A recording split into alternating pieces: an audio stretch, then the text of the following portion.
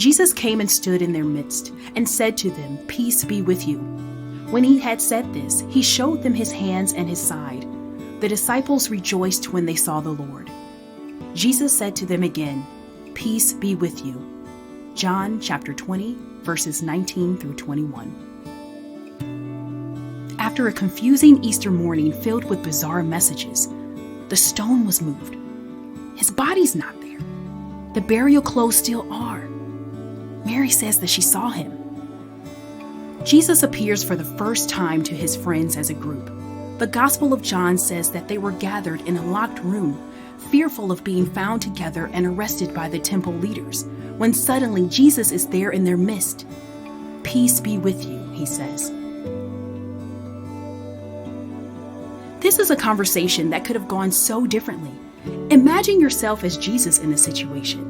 Here in one place are those who would abandon you in your hour of greatest need, scattering like sheep when soldiers appeared in the Garden of Olives. Peter, the only one who had stepped forward to defend you, shortly thereafter publicly denied knowing who you were. Not once, but 3 times. Now is your chance to speak a few choice words to these fair weather followers. It is your chance to let them know how disappointed you are, how angry, how ashamed. Their betrayal has been like a knife through your heart. But Jesus begins in a totally other chord.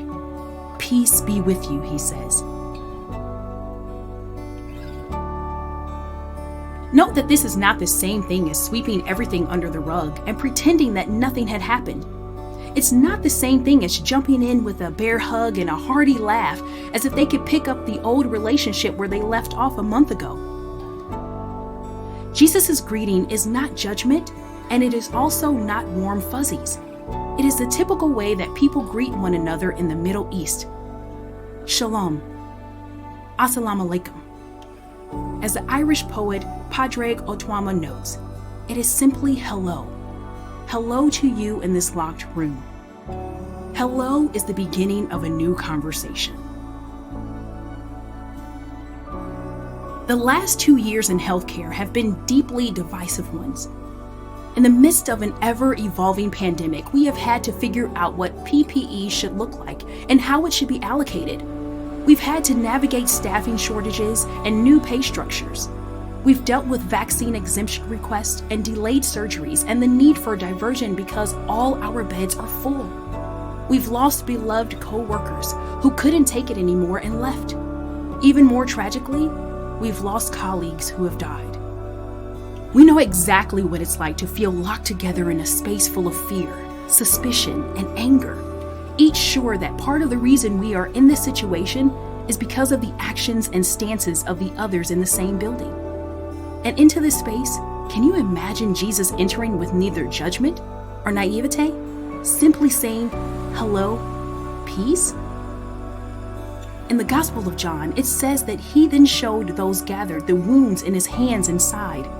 And so imagine that he also does this in the conversation with you and your coworkers. Not because he needs to be sent to the ED for immediate attention, but because these wounds just are. They still exist. They have not disappeared in his resurrection. And then he says again, "Hello, peace."